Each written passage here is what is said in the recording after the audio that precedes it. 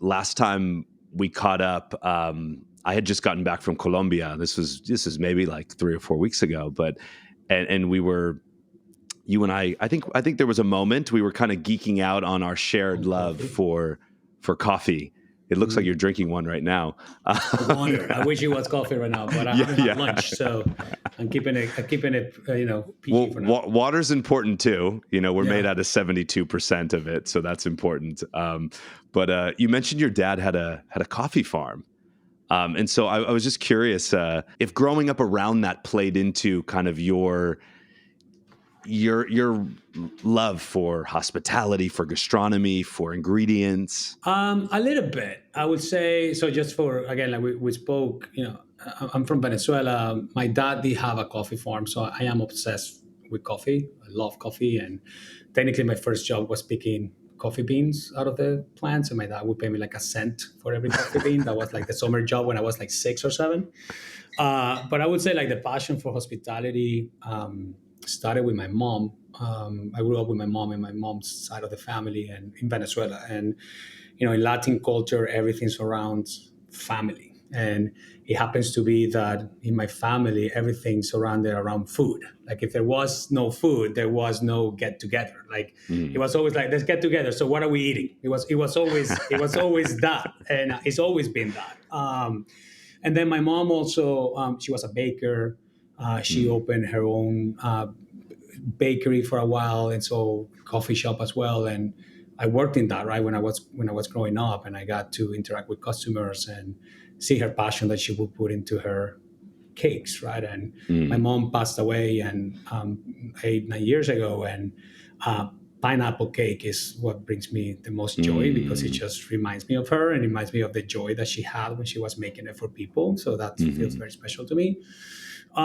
And then after that, you go through the college routine and you need some money to buy your first car. And I was a server, right, in multiple restaurants, and which actually I think everybody in this country and anywhere should be a server at some point. Like that's like Yeah, I think it's invaluable experience. dude, it teaches you like how to deal with any type of customer. Think Mm. about like on your feet, like things happen in a moment. All of a sudden you're busy, all of a sudden you're not.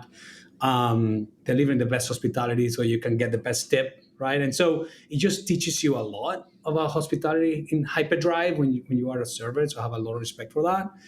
And that passion stayed with me on throughout my career. I then went into business and I joined American Express, 13 years ago, which eventually led me to the lounge business. I Mm. was leading lounges for American Express, Centurion lounges around the world, and all of our. Big lounge guy. You like to Yeah, lounge. I love the lounge, and I love to lounge.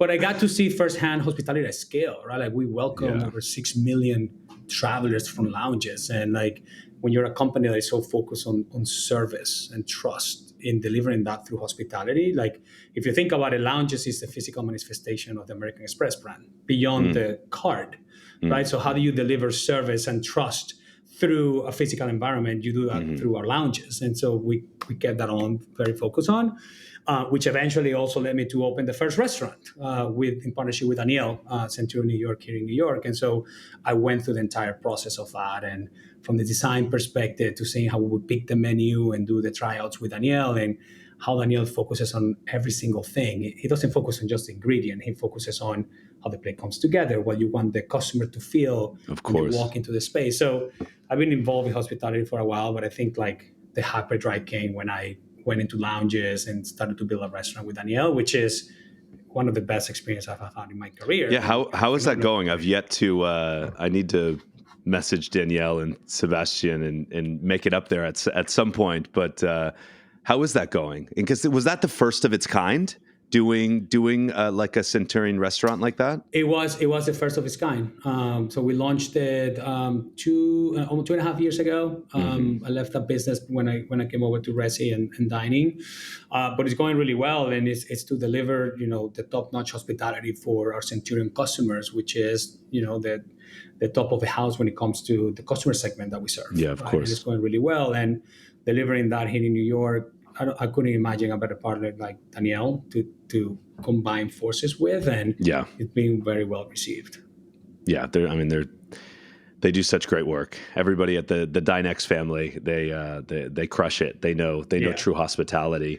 Um, Being as you're the leader, you're the CEO, you're at the helm of so much decision making, which again can take you away from the on the ground experience sometimes, as you have such a vast team. But how do you stay close to the heartbeat of restaurants and hospitality, even as your role becomes more high level and obviously like visionary and strategic? Listen, from the moment that I came on, and I did the same in Milan, just to be honest with you, like I need to be on the ground. And to me, on the ground, on the Resy Talk dining business is spending time with customers. I've met hundreds of partners. I've gone on market visits to multiple Hmm. cities just to, because not every city is the same. You know that, right?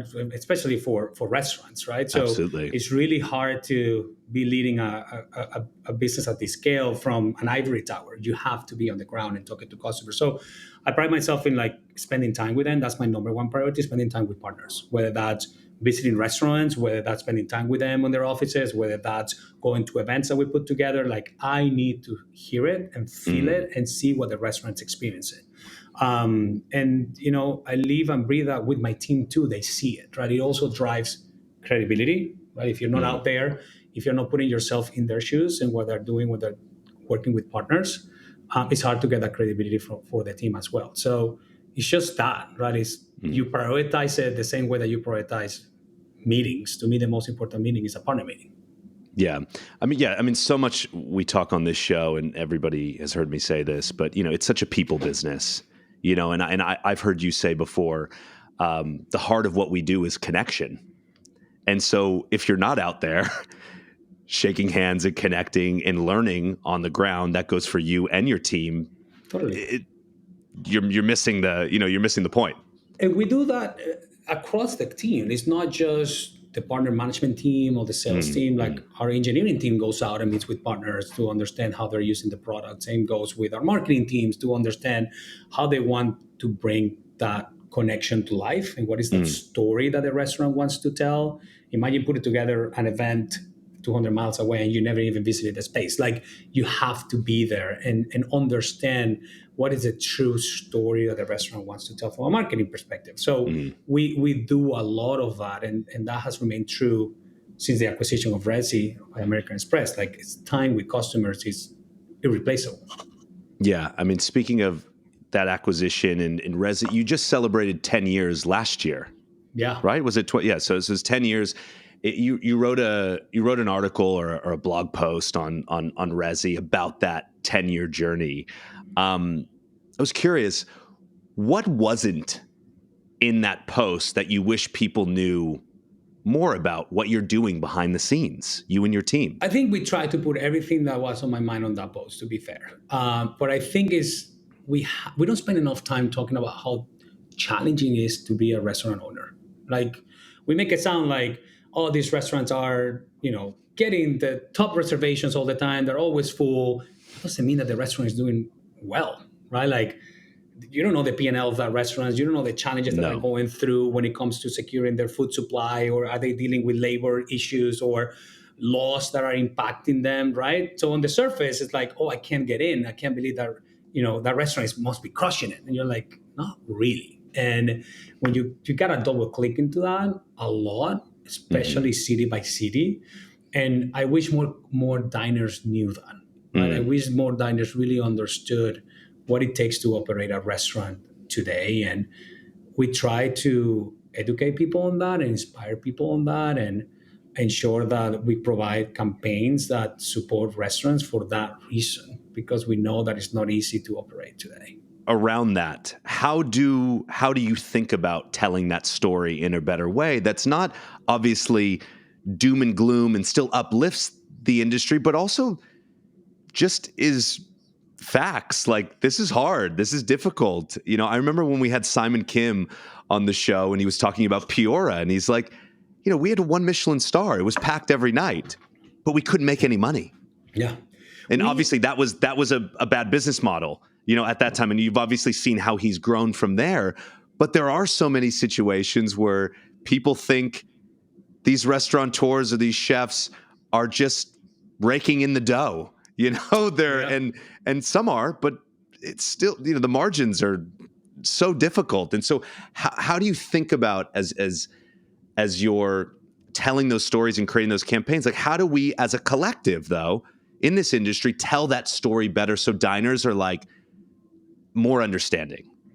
I think it comes. We do it in two ways, right? The first one is to actually tell the story of each restaurant. Like 90% of our partners have received some sort of editorial coverage from us because we do Mm-hmm. believe in. And this is not advertising. We're not promoting a specific dish that you need to buy. Like we want to tell the story. Like what is the restaurateur trying to say with their business? Where is it coming from? What's important to them? Why you should go visit, right? So that you get a better sense of like what's behind the door when you walk in. So Mm-hmm. that's important to us.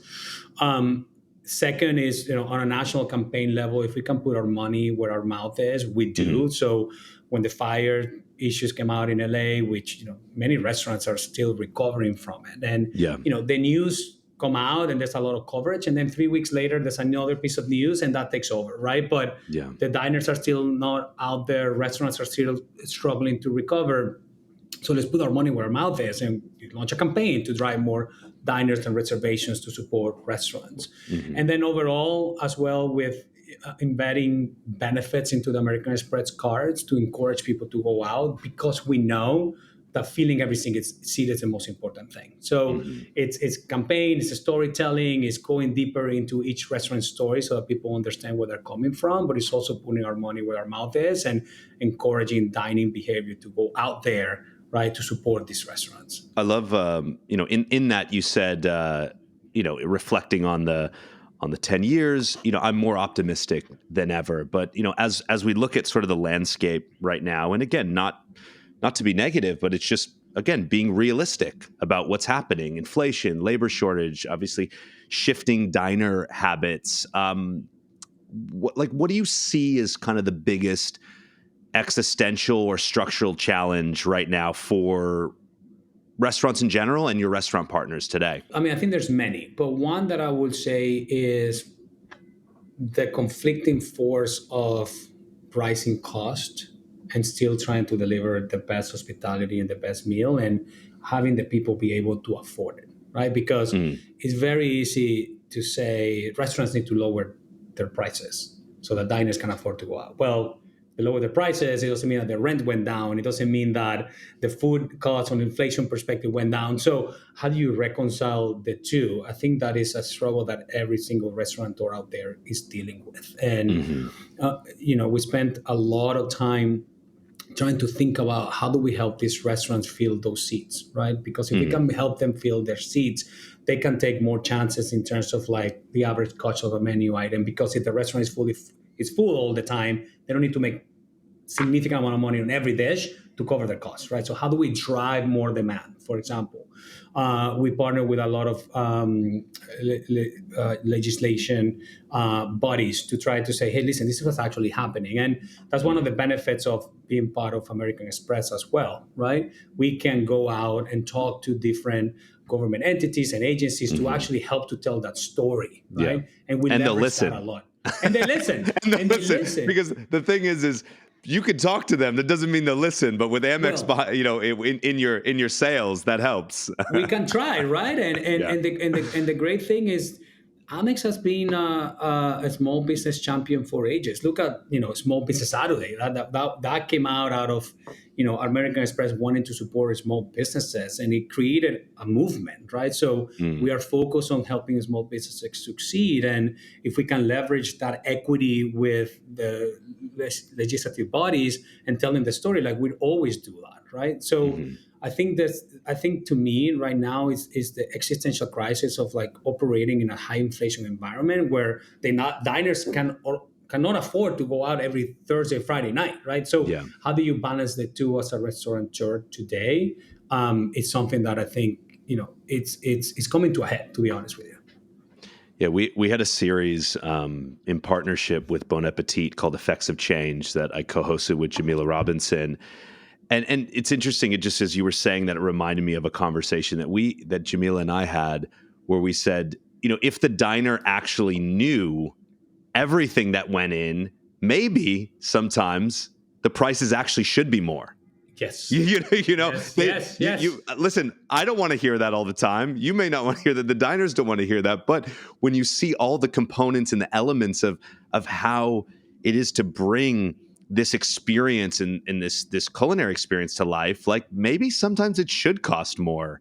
And I think that's sometimes a tough pill to swallow, but it's just the truth Yeah, and when you put yourself on the diner side as well, right? Like there's pressures to the diner as well from a cost for sure. perspective. You right, like going out to dinner. Yes, it is an experience and it's human connection, and we all crave it and need it. That's great, but reality is like not everybody can afford it. So how do you also create a market where people can get that right? So Yeah. is it through events, right, where there are different menu options, at a lower price so that everybody can afford a little bit? Mm-hmm.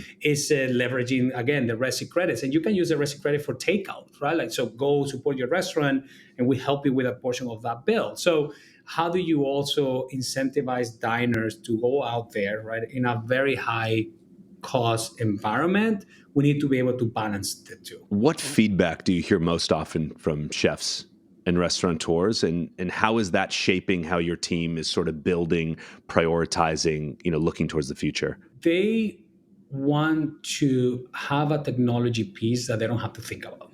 Like, we work best when you don't have to think about us. When Mm-hmm. we are enabling your business to run effectively, and a restaurateur, a chef, they just want to deliver great hospitality and great food. Mm-hmm. They don't want to be thinking about how does this platform connect with that one, and what do I need to do with this button. Like, they just want it to work, right? And Yeah. that has always been at the center of how we build products. It's like, how do we make this easier for the chef, for the restaurateur to operate their business, period, or to grow Mm-hmm. their business?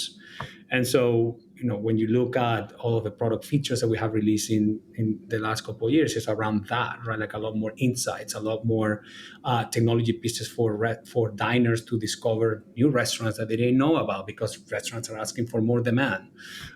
And that also led us towards the acquisition of Tock and Rome, right? There's a Mm-hmm. long list of features that restaurants are asking for. They want to diversify their revenue. They want to be able to do deposits in a more seamless way so they can protect their business moving forward. They want to do more experiential activities, like different types of events, and they want the technology to be flexible to do that. They want the platforms to talk to each other, the reservation platform, to talk to the CRM platform, to the POS platform. And that's why we acquired Rome. And so that's what we're really focused on, is like, how do we Mm-hmm. bring all this technology together so that the chef, the restaurateur can just focus on doing what they do best, cook great food, and deliver great hospitality. Is that all gonna at some point integrate into Resy, or are they going to stay their separate independent brands, and how do they connect and speak to each other? Because I have to imagine, obviously, Talk has been a certain type of restaurant, that has gone in there and it's sort of grown and built like that. But how are you thinking about sort of that integration and how they speak to each other? Yeah.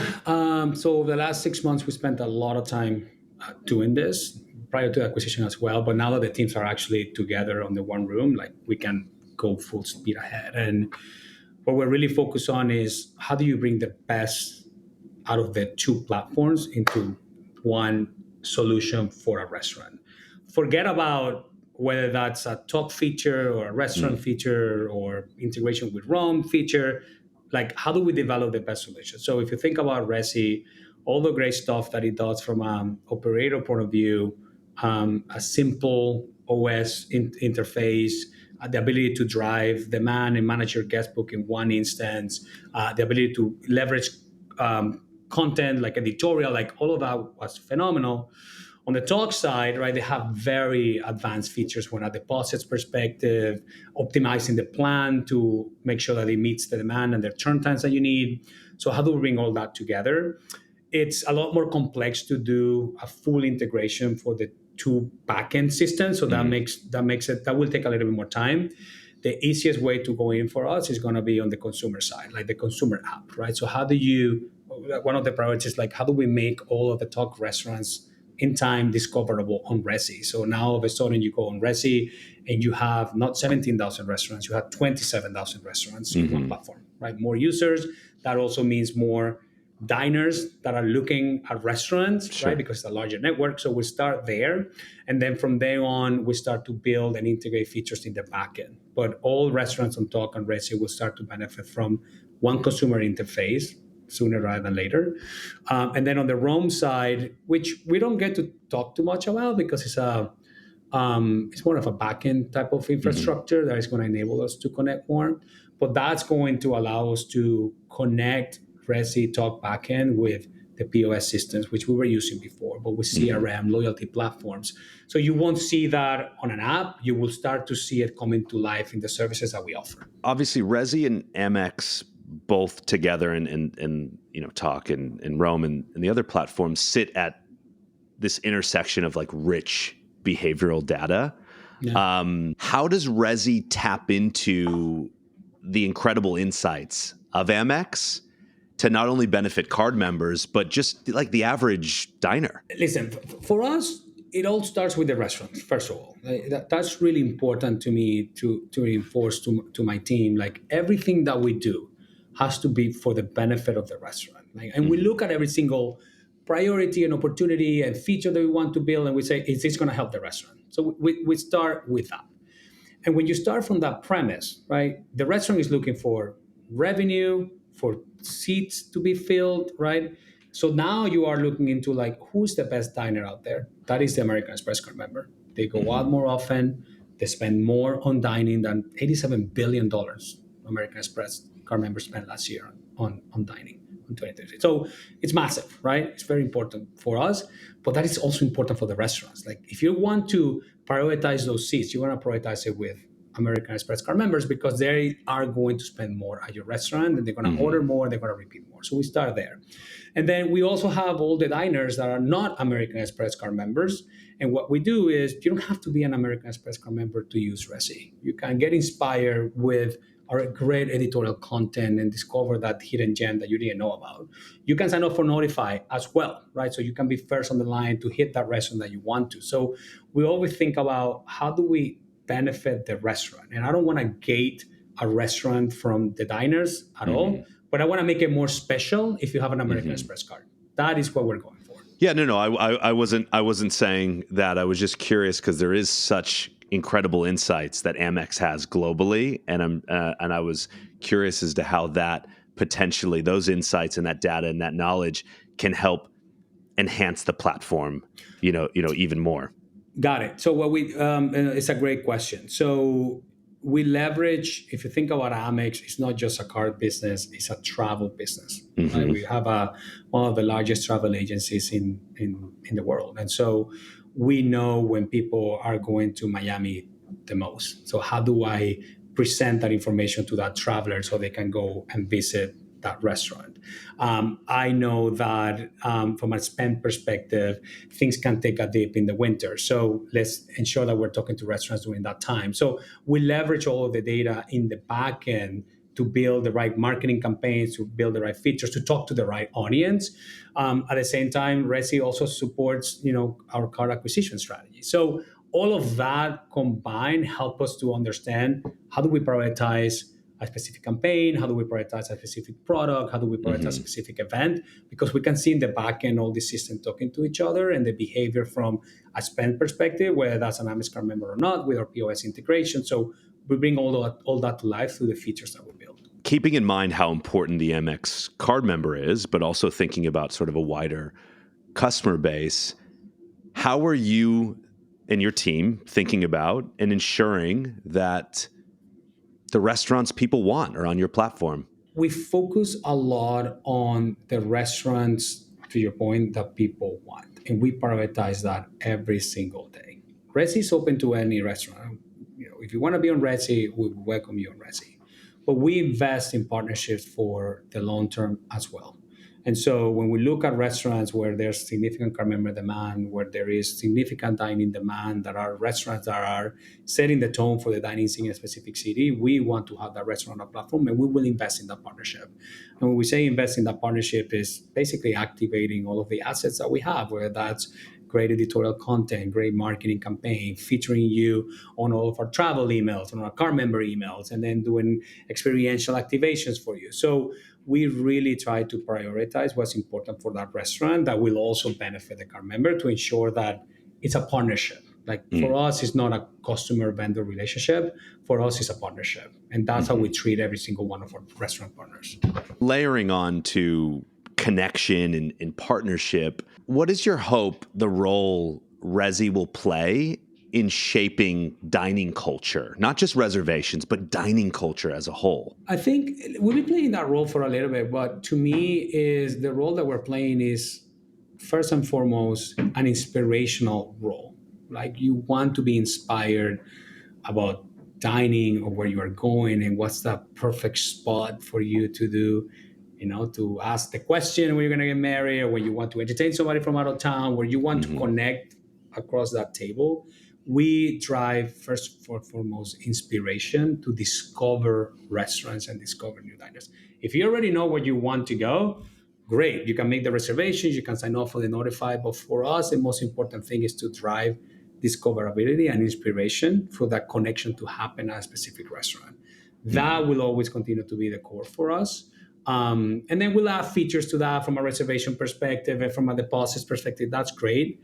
But if I'm not featuring my restaurants and I'm not championing their stories, for us, it just falls apart. So we'll always start there. Layering on to discoverability, what, in addition to, and I think you're right, like Resy has done an incredible job with its partners in helping tell stories and really been at the forefront of some great marketing, campaigns. But how do you continue to think about enhancing that discoverability through obviously campaigns, through marketing? But is there, from a tech perspective, how are you and the team thinking about that? Because you can only market and create content and do events with a small group. I mean, yes, you do a great job, but it's still a small group of people in comparison to the amount of restaurants that are on your platform. So how does tech play into that? It's a great question. Listen, the landscape for discoverability today is more broken than ever, right? Like you can, before it used to be like you would go on Google, if you were going to Google, right? And that was pretty much it. But today there are endless numbers of third-party platforms where people are going for discovery, and sometimes they're not even discovering. Like it just falls on their lap. You're on Instagram and something comes up, you're like, oh, I never heard of this restaurant, right? Yeah. If you think about Google Maps, Instagram, all the social media pieces, like there's specific social media platforms today, like Belly, that are just focused on tracking restaurants. And so for us, what our priority is ensuring that one, that if you want the best insight on a restaurant, you're going to come to our platform. You go to resy.com, you go to our Discover tab, and you're going to get inspired. We're going to feature that. That's as many eyeballs. Second, I got to feature you across all channels that we have across American Express, whether that's the car member emails, that there's a lot there.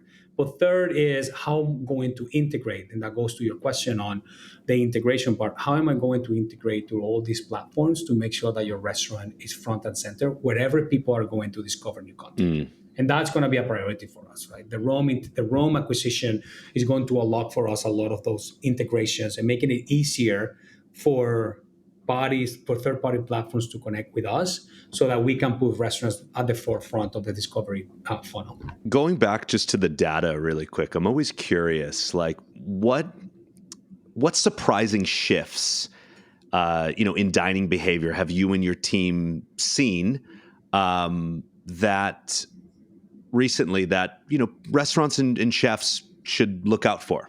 A couple of things. And we talked about it in our year-end report for 2024, but the shift of going out to dinner earlier, right? Like now it's you wouldn't think before about scoring a 5 p.m. reservation because it was like, oh my It's god, packed. it's too early. It's packed. Yeah, but it's packed. I need to go. I'm not gonna go at 5 p.m. because I'm just leaving work. But now it's like it's normal. You can take a 5 p.m. reservation because there's more Pablo, what's so funny is the first episode of Effects of Change, Jamila and I start with, I love a 5:30 reservation. Good. 5:30 reservation means that you can have two dinners, first of all, because you can hit at 5:30 That's right. and then at 8:30, right? So it's not a bad thing. But two, if you're not into the second dinner, you are home earlier. That's not a bad thing either. So Yes. there's that shift for a 5:30 reservation. That's one. Second, Sunday, right? Sunday service before Sunday is a new Friday, man. Like people are just going out on Yeah. Sundays, at a much higher rate than they were before. And you could argue like, well, it's because Friday is always full, but like, yeah, but your behavior has changed. Now you're working from home on Monday, right? So going out to dinner on a Sunday night is not as challenging as it was before. So that shift has changed. And then third, restaurants really investing in experiences and Mm, diners wanting to have an experience. Great, a menu, three courses, that's great. You're gonna and the menu's good. You're gonna love it. But people are looking for an experience. Is it mm, a partnership, a collaboration? Is it a special item that is only available during a specific time because that's the experience that the chef is trying to deliver, or a special dish that has a special connection with the chef, and that in itself you can only get it for the first 2 months, and after that it's gone. So people are craving experiences and things that they cannot get all the time. mm. So that's what we're seeing a lot of from a diner perspective, and from the restaurants that are telling us as well. Yeah, I think you're right. I think that we've talked obviously with a lot of chefs on this show about how the collaboration dinner is incredible and new menu items, but also that comes with challenges and more work. Sometimes, and so it's the balance, of that as well. Because yes, executing a collaboration, it's challenging. It's challenging work, and there's often new menu items, new ingredients. So listen, it's funny you say this. I I think one thing that I think diners should be aware of when you go to a restaurant that is having a collaboration dinner, especially the first night of that collaboration dinner, give a little bit of grace to that restaurant. Imagine that that restaurant is opening for the first time that night, because the chef that is the guest chef doesn't know the kitchen that much. Maybe they showed up 2 days before and they don't know exactly where everything goes. They may not have all the ingredients that are used to cooking, right? If you come from the West Coast on a specific season, you're not going to find that in New York in the winter. So Hmm. you gotta be aware that there's going to be some bumps on the road, right? And Yeah. I don't think a lot of diners understand that, but yeah, it is. Collaborations are amazing, but they are work, and we need to give a little bit, cut the restaurant a little bit of slack. It's like how you would go to a friends and family when they're opening. You Hmm. gotta give the time for the emotions to get going. Yeah. Be easy on them. Be Totally, easy on them. totally. um, you know, uh, as I was thinking about this conversation, I was thinking like, what a fortunate position you're in running Resy. It really puts you in a daily conversation with some of the best and the brightest in food and tech and in culture. Having said that, what inspires you the most about this space right now? Listen, first of all, I am extremely grateful, honestly, every day for the position that I'm in.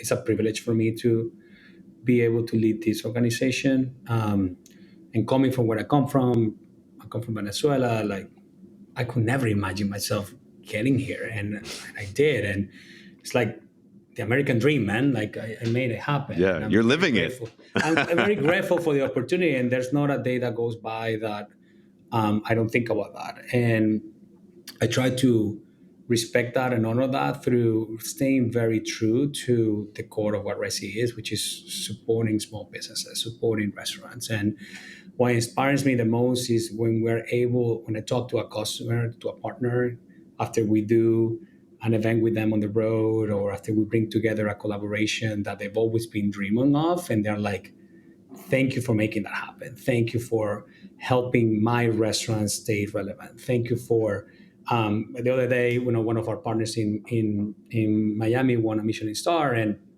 I was talking to him. I was congratulating him, and he's like, "Thank you and Resy for helping my restaurant, be Mm, discovered and for people to know what we do." And if we can do that every day, that's an inspiration in itself for me, right? And I want to do that for as many restaurants as we can. And that to me is what keeps me focused, what keeps me inspired with my team, and what actually makes us wake up every day. Is like, how do we help more restaurants every single day? I love that. What do you hope your work at Resy and MX leaves behind? Again, not just for restaurants, but the culture of dining itself. That's a great question. I think for Amex, listen, Amex has been around for 175 years. One of the most respected brands, and not a lot of people know, but Amex actually started as a freight company. That's how it Hmm. started. It was shipping freight from across the country, and then it became a traveler's check company, and then it became a credit card company, right? It So moved with the times. it moved with the It moved with the times, right? times. And with the acquisition of Resy 5 years ago, right? The question was always, hey, now you're going to become a software company, right? And now we did a second acquisition in software with Tock, and a middleware acquisition. So the business is evolving. And for me, the goal is to say, like, listen, we are a software company. And when we believe, like, we can prove that a company that has been around for 175 years can become a software company and still stay true to what we believe in, which is service, security, and trust, right? Where that's Hmm. for small businesses and being a small business champion, but in a different type of way, which is a software business, which we never been before. Yeah, no, I love that. In order to stand the test of time, you have to evolve and you have to adapt with the times. And yeah, MX may stand for the same thing, but it has moved and it's evolved and it will continue. It will continue to evolve with the times. And I'm excited to see how it continues to evolve, and obviously your career continues to evolve at Resy. What have I not asked you that you think is important for our community of chefs and restaurateurs and the deeply food loving, passionate diners should know? That we are here for the long run. We are investing in partnerships and in this business because we fundamentally believe in it. Right? The acquisition of Rome and Dog, that's a $400 million investment in here, and it's because we do believe that dining is going to continue to be core to our cultural norm. People are looking for that human connection, and we missed that during COVID, and it came back with a bang, right? But it Hmm. didn't come back with a bang because it came back with a bang. I believe because people realized during those times that you miss the human connection, and restaurants have become that third place where you can do that, right? Hmm. So we do believe that this is a business that has huge opportunity where we can actually make a big impact for restaurants and for diners. And there's a lot more to come as we integrate these companies and we deliver new benefits. And I'm very excited about that. Pablo, what's a life lesson you can leave us with? I am a very ambitious person on the personal side and on the business side. I always try to do my best. I always, wanted to shine and make sure that I was making a difference and all of that. And with that ambition, sometimes comes with speed. You're like, you want to do it and you want to do it now. So Hmm. you're like sending the email as soon as you sending the reply as soon as you receive the written email, finishing the presentation 2 days before they ask you that it what needed to be done, or I always wanted to like do it fast, right, and be first. Not because I wanted to win from a first perspective, but I just wanted to make sure that I was proving that I was quick and I could do it. And one thing that I've learned throughout the last couple of years in my career is like sometimes it's okay to take your time. Sometimes it's better to take your time. Sometimes it's better to take an extra second to read that email again before you send it out because you may have missed something. Sometimes it's okay to sleep on it. Sleep on Hmm. it. You can think about it better at night when your head is not as congested. And sometimes it's okay to deliver the presentation on time, not earlier. You have a lot more time to collect more ideas. Maybe something inspired you in the morning that you didn't think about. So that is something that over the last couple of years, I'm like, I wish I had done that earlier. I probably would have made a couple less fumbles as I was growing up in this business and in my career. But that is something that I try to tell my kids now. It's like, hey, you don't get extra points for being first, man. Like, just take your time on that test, and Yeah. that's really important. Well, I think you fumbled into a good place, and and you know Thanks. what?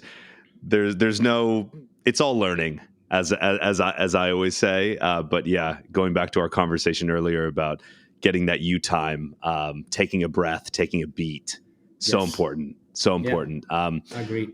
Pablo, proud to have you a part of our community. Thank you for all that you do for our chef friends, restaurants, and will continue to do. And yeah, excited to see how things play out the rest of the year. No, thank you for giving me the opportunity, and also thank you for what you're doing for our partners. Right, like you're putting restaurants on the map. You're talking about the topics that are important to them, that are top of mind, and we need more people to do that. Right, to educate what's actually happening, and the fact that you dedicate your time to that is greatly appreciated by all of us. So thank you.